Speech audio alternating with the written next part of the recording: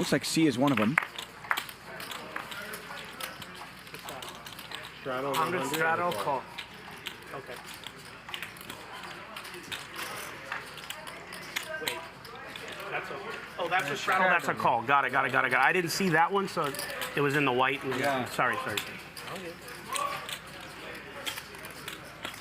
Raise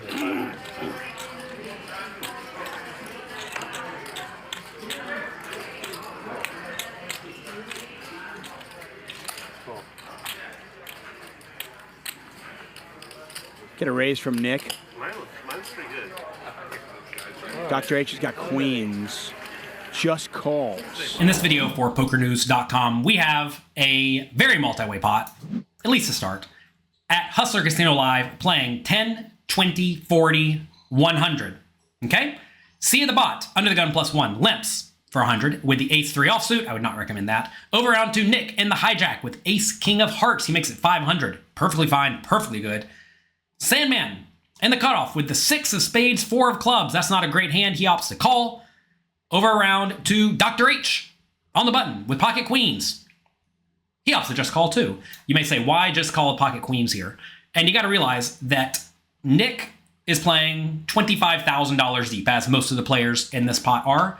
And if you re-raise here to, let's say, 2,000, and then Nick re-raises to something like 6,000, now all of a sudden we're playing for stacks, and you have to be very careful playing for stacks with hands like queens when you are very, very deep stacked. That said, because there's the initial limper from early position, and then the caller from the cutoff, I think you still probably do just want to re-raise and be willing to go with this hand. It's an annoying spot, but you really don't want to let the limpers realize their equity for essentially free. All right, now, the third blind, Sun calls with 4-2 of spades. Dr. P in the straddle with ace-3 of diamonds calls. Z the bot calls as well. Let's go to the flop. So we got ace-king versus queens. And then a lot of stragglers coming along for the ride as well. We look at a 10-9-5 flop. Dr. H's queens are still good. Check to you.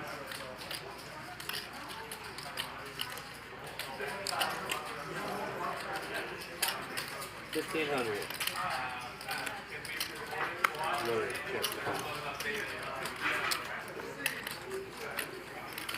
$1,500 bet by Dr. H. Whoa. Okay. Sandman is calling with 6 high. The flop comes 10, 9, 5, and somehow everyone has nothing except for Dr. H. What could possibly happen in this hand? It checks around to Dr. H. He bets half pot, 1,500, which I think is reasonable given the pot is so multi-way and they are playing so deep stacks. Typically, in very multi-way pots, you usually want to bet on the smaller side because you have to realize all of your opponents could be sitting there with an effective nut hand like 2 pair and sets. However, I do think most people in live poker just bet their good hands. And also we are super deep stacks, so you can very reasonably bet on the larger side and get value from hands like top pair or middle pair and all the draws. So I like this bet. Folds around to Sandman in the cutoff. He has the 6-4 offsuit. Backdoor straight draw, I guess. And he opts to call. That's optimistic. Let's see what his plans are. To set something up. And Dr. H is not going to slow down. 4,500. Johnny, you playing behind? Sandman is now drawing dead. The turn is the 5 of hearts. Sandman checks. And now Dr. H's hand did get a decent amount worse because Sandman could reasonably have a 5, especially a 5 with a backdoor flush draw. That said, Dr. H doesn't care. He puts in a $4,500 bet, about 3/4 pot, which is fine if your opponent is going to play very straightforwardly. If they are only going to raise you with a 5 to the point that you can bet large and get called by a lot of 10s, then I love the bet. But as your opponents get more and more aggressive to the point that they will check shove with some draws, then you have to be a little bit more careful making this bet because queens is a hand that can very easily check, turn, and then call a river bet. However, I actually do like the bet. I think it's fine, although I probably would have gone for a smaller size because now Dr. H does not really have much of a nut advantage anymore at all because he's probably not betting the flop for 1,500 with too many 5s. So for that reason, I think I'd go smaller again, but hey, 4,500, get value from those 10s. What's up, Rava Poker in the chat? Give the man some love. Rava.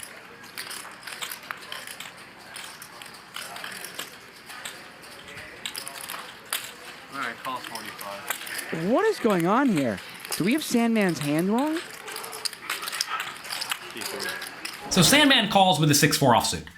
As the commentators here say, we do not know what is happening. This starts to look a little bit insane. I mean, the only option you could have here is to check call and then open jam river. That seems kind of absurd though, because you could easily be running into sets and maybe random fives like ace-5 suited or 5-4 suited. But whatever, here we are. The graphics are not lying. Let's go to the river. Sandman is out of position. What's the play here? Check. The river is the jack of spades. Sandman with his 6 high. Opts to check. It's probably not ideal. 6 high is probably not going to win at the showdown. Whatever, he checks. Over to Dr. H. Can he value shove? He now does lose to 8-7. And 8-7 of hearts makes a lot of sense. But I think he can reasonably extract value from Queen Jack and Jack 8 because those just made top pair. And you got to realize at this point, the $15,000 all-in bet is, call it only pot, right? So as your opponents are going to fold out a jack, which again, I don't know if these players necessarily are, you should be way more cautious actually value betting here because Sandman should be slow playing with sets and some fives, right? But as you expect Sandman to play more aggressively with those hands in earlier betting rounds, then value betting becomes a little bit free. So as you understand your opponent's strategy better, this pocket queen's value shove can either be really good or really bad. So make sure you're paying attention to your opponents. Is Sandman going to fold, obviously? 25,000 and a call. Oh my, oh yes. Oh my God, I don't have a 5. Sandman does not fold and he actually snap calls. And then he has shown the bad news in that he does not have a 5. Funny enough, he thought he was slow playing a 5. So that actually makes this pocket queen's value bet way worse, right? So in theory, Sandman kind of owned Dr. H, but certainly not this time. This is an example of why you should always double check your cards. What I want to know is what is the biggest mistake you have ever witnessed at the poker table? Take a second, pause the video, and write down in the comment section below the biggest blunder you have ever seen. Oh. Wow. What the just happened? That's on you. 40 things right. What? Holy shit. We all done that. Oh no, this is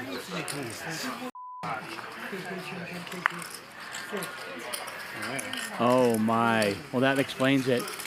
Sandman thought he had 5-4 or maybe 6-5, either way. He thought 5. I was thinking about the mirage. I have witnessed all sorts of blunders at the poker table. Perhaps the most absurd one that I have been told about by one of my very good friends is that he returned back from a break at the World Series of Poker in one of these $1,500 buy-in tournaments that have 7,000 people. He sits down, he's a little bit early, he starts playing with his chips. He shuffles his chips and accidentally grabs the stack next to him and shuffles those into his chips as well. So now he combined 2 stacks. Apparently they were sitting right next to each other. He just put them right together. The other players returned. The person whose stack was now missing was like, somebody stole my chips. And nobody realized what happened. And then my friend said, after like 15 minutes of him trying to find the guy's chips, he's like, oh, I think I took his chips.